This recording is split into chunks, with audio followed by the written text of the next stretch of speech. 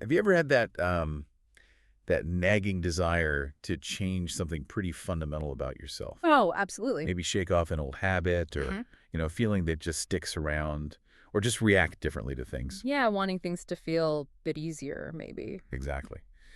So on this deep dive, we're not really looking at quick fixes or surface level Right, or stuff. going deeper. We're digging into some pretty powerful ideas from Adlerian psychology, ideas that could genuinely shift how you see yourself, and your challenges. Right. Yeah. We've been looking at this really interesting dialogue. It's between a philosopher and a young man. It's sort of like a modern Socratic discussion. Okay. And it explores the core ideas of Alfred Adler psychology from the early 20th century. So the goal here for you listening Mhm. is to pull out some key insights from that conversation. Stuff that really challenges how we usually think about, well, trauma, unhappiness, relationship, Definitely challenges conventional wisdom. Yeah. and hopefully offers maybe a liberating new perspective. That's the hope. It's a different way of framing things. Okay, let's jump right in then. One of the first things that really jumps out is this idea, and it sounds pretty radical. It does. Trauma does not exist. Hmm. Now, how can Adlerian psychology say that? So many people have clearly gone through really hard things. Yeah, and it's not denying the reality of those hard things. That's really important. It absolutely acknowledges difficult, even horrific experiences. Okay. What Adlerian psychology questions is the idea that those past events automatically determine our present and future. Like they have definitive power. Okay. So it's not deterministic. Exactly. This is where teleology comes in. Think of it like this. Instead of focusing only on the causes, why you feel anxious based on the past, that's etiology. Right. Adlerian psychology asks, what's the purpose this anxiety might be serving you, like right now, in the present moment? Purpose. Yeah. That's a shift. Can you give an example? Sure. Think about the example given of a friend who becomes really withdrawn, stops going out. Yep. The sort of common assumption might be, well, something traumatic happened, and that's why they're like this now. Direct cause and effect. Mm-hmm. But the Adlerian view might explore, okay, is it possible that the anxiety and fear may be linked to the past? Yeah, but are they currently serving a purpose? Like what kind of purpose? Well, perhaps the purpose of avoiding potentially uncomfortable social situations. Or maybe avoiding the risk of being hurt again.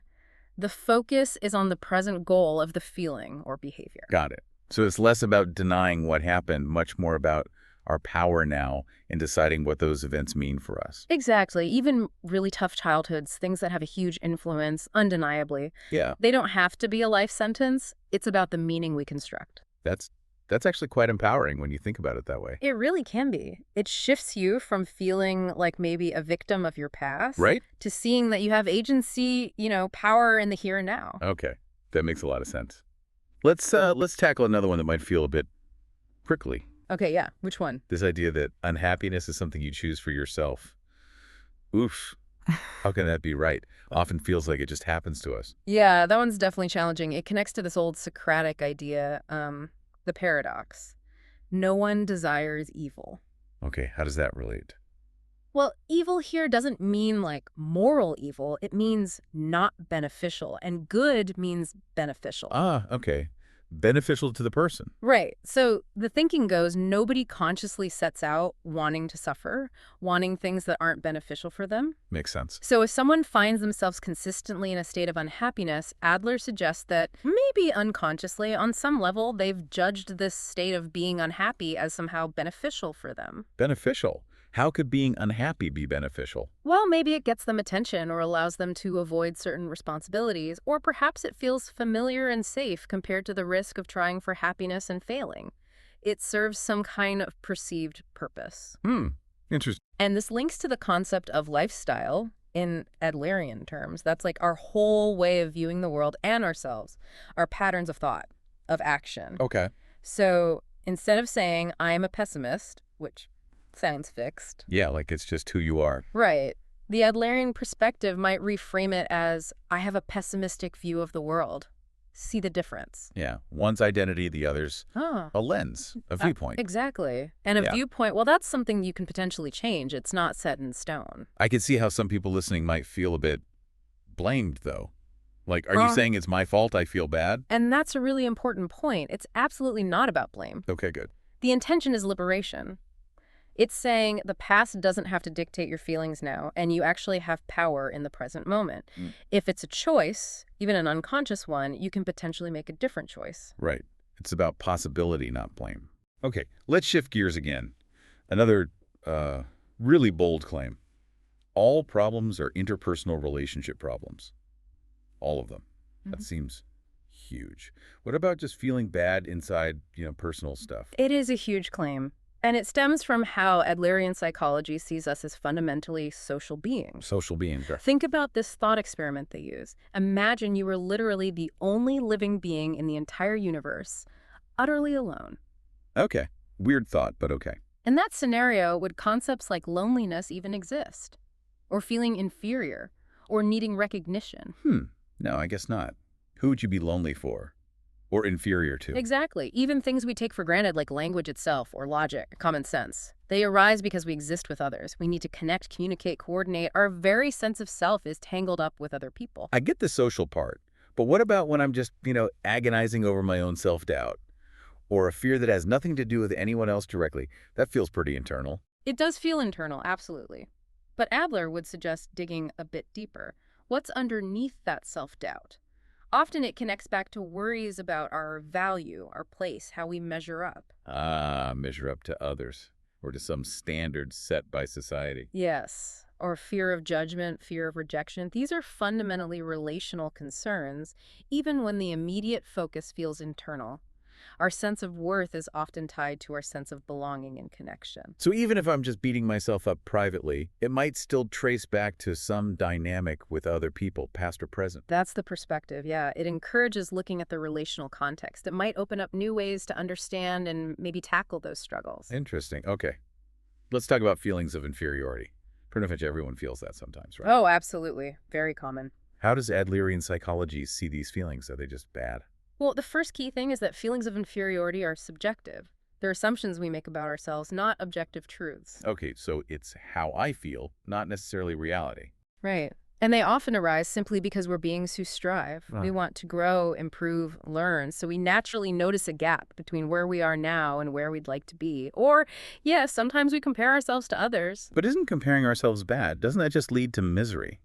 It can if that becomes the main game, but Adler saw that initial feeling that I'm not quite there yet, or I wish I could do that, as actually a normal, even healthy motivator. A motivator. How so? It's what can push us to learn, to practice, to overcome challenges. It fuels what Adler called the pursuit of superiority. But he meant superiority over our former selves, like striving for self-mastery and being able to contribute more, not superiority over other people. Oh, okay. So striving to be better, not better than someone else. Exactly. That initial feeling isn't the problem itself if it sparks healthy effort. The problem comes with what Adler called the inferiority complex. Right, I've heard that term. What's the difference? The complex is when someone gets stuck. They use their feeling of inadequacy as an excuse not to try, not to face challenges. They've lost the courage to move forward and sort of weaponize their perceived inferiority. Okay, so it becomes a justification for inaction. Precisely. And this ties directly into Adler's really strong view against competition in relationships. Why was he so against competition between people? Because competition, by its nature, sets up winners and losers. It makes people constantly measure themselves against others, fostering those feelings of inferiority in some, and maybe arrogance or constant anxiety about staying on top in others. It undermines real connection. Yeah, you can see that. Like the example they give of the kid always compared to his older brother. Exactly. That breeds resentment, not healthy striving or a good relationship. It forces you to see others not as comrades, but as rivals. It makes life a race instead of something else. Right. Adler encourages shifting away from seeing life and relationships as a competition, focusing instead on your own journey and how you can contribute. Okay, one last big idea to unpack. This one also feels very counterintuitive. Let me guess. Anger. You got it. The claim that people fabricate anger feels so real, so immediate, sometimes uncontrollable. How can it be fabricated? Yeah, this challenges our usual experience of anger, doesn't it? The Adlerian idea is that anger often isn't just this raw, spontaneous eruption. It's actually used, maybe unconsciously, as a tool, a means to achieve a goal. A tool? Like what? Think about the example of the mother yelling at her daughter, really angry, shouting. Yeah. Then the phone rings, she picks it up, and instantly her voice is calm, polite, totally different. Huh. Yeah, I think we've all seen or done something like that. So was the anger this uncontrollable force, or was it switched on to achieve a purpose, maybe to dominate the situation, make the daughter submit, and then switched off when it wasn't needed for the phone call? When you put it like that, Yeah. it sounds like the anger was used. Exactly. Fabricated, or at least deployed, for a reason, to fulfill the goal of shouting, of exerting control. And this connects to power struggles in relationships. Absolutely.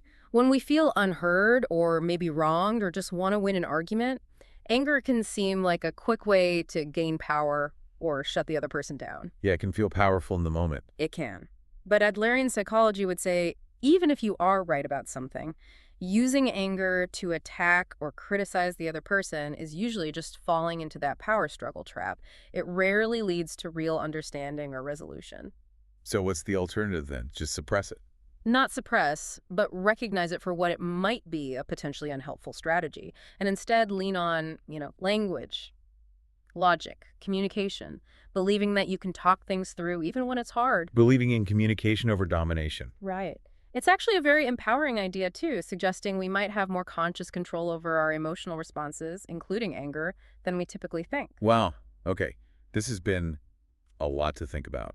Really fascinating ideas. Definitely shifts your perspective on things. So just to recap the main threads, the power of the meaning we give our past, rather than the past itself determining us. The idea that unhappiness might be, in some way, a choice serving a purpose. Right. And that seemingly all our problems, deep down, connect back to our relationships with others. Yeah, the fundamentally interpersonal nature of our struggles. Then seeing feelings of inferiority not necessarily as bad, but potentially as fuel for growth, as long as we avoid getting stuck in a complex or harmful competition. Exactly. Striving, not competing. And finally, this challenging idea that anger is often a tool we use, a fabrication for a purpose, and that communication is a more powerful alternative. That's a good summary. And the common theme through it all is really about our agency, our power in the present moment. Our ability to choose our perspective and our actions. Yeah. So, for you listening, maybe a final thought to take away and chew on. Thinking about these Adlerian ideas, is there one belief you hold right now? Maybe about your past, or why you feel unhappy sometimes, or about your relationships? That you might look at differently now. Just question it a little. And consider how shifting that belief, that perspective, could actually change things for you right here, right now. It's a powerful question to ask yourself. We really hope this deep dive has given you a new lens, maybe some fresh insights, and perhaps a renewed sense of your own power to shape your life and experiences.